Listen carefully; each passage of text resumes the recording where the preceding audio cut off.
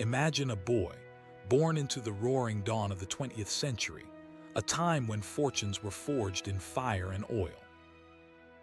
Howard Hughes. The name itself whispers of ambition, of limitless possibility, and of a profound, haunting loneliness. He wasn't simply born, he arrived, a collision of privilege and a restless spirit in Houston, Texas. Though the official record states 1905, even his beginning is shrouded in a subtle ambiguity, a birth certificate offering one date, a baptismal record another. A small mystery, perhaps, foreshadowing a life lived increasingly in the shadows. His father, a shrewd oilman, built a kingdom from the black gold bubbling up from the Texas earth. His mother, Aline, a woman of quiet grace, devoted herself wholly to her only child. Their courtship, swift and passionate, produced a son who would inherit not just wealth, but a peculiar inheritance of anxieties and a yearning for control. The oil boom wasn't just about striking it rich. It was about a relentless pursuit, a hunger for more that seemed to seep into young Howard's very being. He wasn't a natural scholar. Harvard and law school couldn't contain his energy. He wasn't meant for dusty books and legal precedents. No, Howard Hughes needed to understand how things worked. He disassembled clocks, radios, anything he could get his hands on, driven by an insatiable curiosity. But beneath that curiosity lay something more potent, a burning desire to be rich. Not merely comfortable, not simply successful, but profoundly, undeniably wealthy. His early ventures were a roller coaster, fortunes won and lost, $50,000 gained one month, $50,000 squandered the next. He was a gambler, not with cards or dice, but with opportunities, with the volatile promise of the Texas oil fields. Then came a chance encounter, a casual conversation in a bathhouse. A man named Granville Humuson, a forgotten inventor, held in his hands the key to a revolution, a new kind of drill bit. 3 interlocking cones, spinning relentlessly, promising to tear through rock faster and more efficiently than anything before. It wasn't genius, not in the grand, sweeping sense, but it was opportunity, and Howard Hughes had an uncanny ability to recognize it. $150, a borrowed $1,500, a shrewd lawyer, and a patent secured in his name alone. The Rock Eater was born, and with it, the foundation of a vast fortune. His father laid the groundwork, yes, but it was Howard who built the empire. Yet, even as wealth accumulated, something felt incomplete. His mother, Aline, was his anchor, a constant source of love and unwavering attention. She shielded him from illness, from the harsh realities of the world, her anxieties becoming his own. Every cough, every rash, a potential catastrophe. She saw danger everywhere, and Howard, her only child, internalized that fear, that hyper-awareness of contamination, of vulnerability.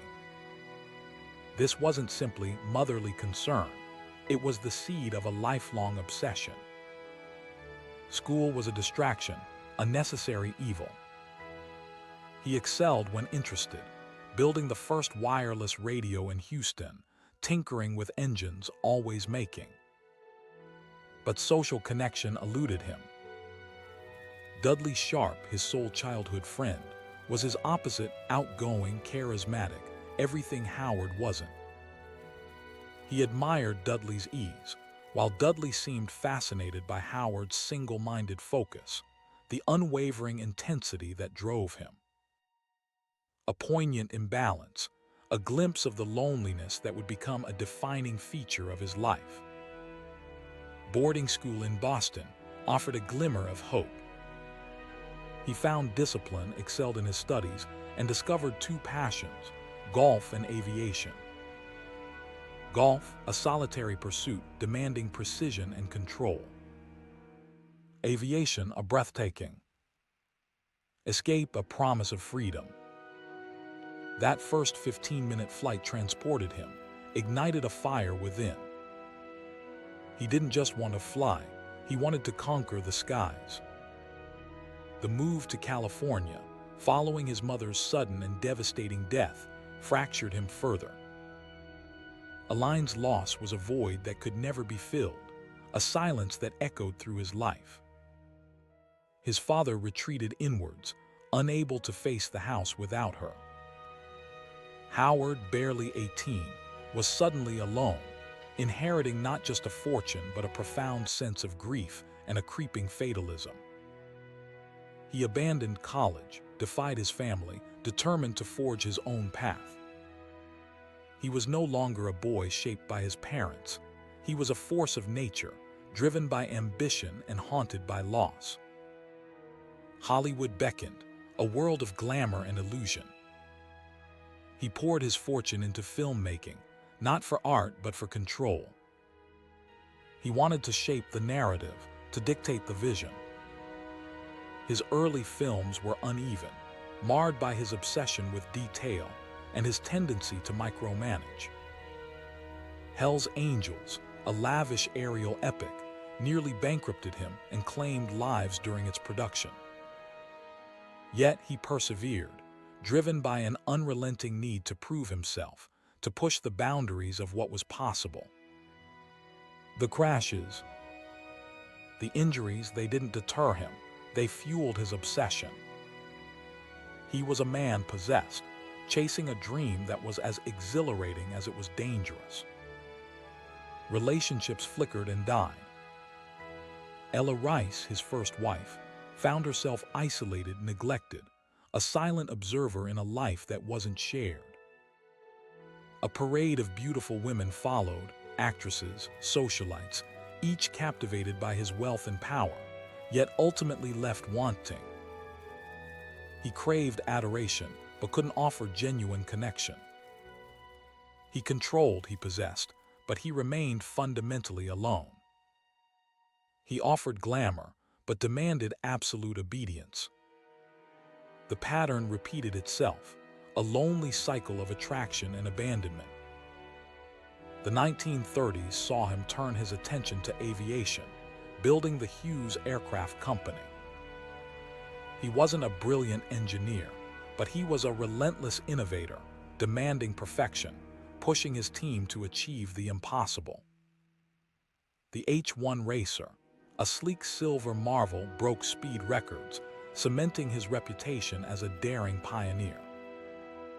He became a national hero, a symbol of American ingenuity and daring. But even as accolades poured in, his anxieties intensified. The fear of germs, the need for control, the isolating weight of his wealth, they all grew stronger. The war years were a chaotic mix of ambition and frustration. He poured money into developing advanced aircraft, but his designs were often impractical, plagued by delays and cost overruns. The infamous Spruce Goose, a colossal flying boat, became a symbol of his extravagance and his inability to deliver on his promises.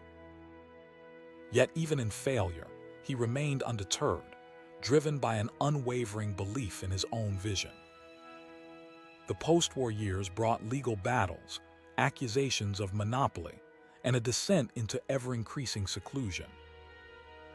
He bought companies, bribed politicians, and controlled vast empires, always seeking more power, more control. His mental health deteriorated. His obsession with cleanliness spiraled out of control. He lived in darkened hotel suites, surrounded by tissues and obsessed with germs, rarely seeing anyone, communicating through handwritten memos. He became a phantom, a legend whispered about in hushed tones.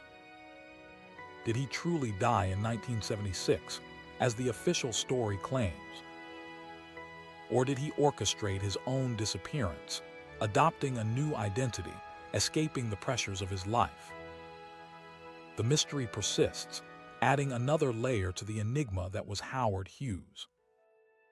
He sought to conquer the world, to bend it to his will. He achieved wealth, fame, and innovation. But at what cost? He was a man consumed by his own demons, haunted by loss, and ultimately, tragically alone. Howard Hughes wasn't just a billionaire, an aviator, or a filmmaker. He was a cautionary tale, a reminder that even the greatest success cannot fill the void within.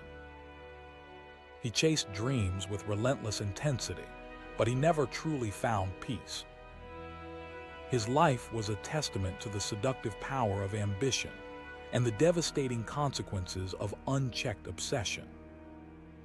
And as we look back on his extraordinary life, we're left to ponder, what is the true measure of success, and what price are we willing to pay to achieve it?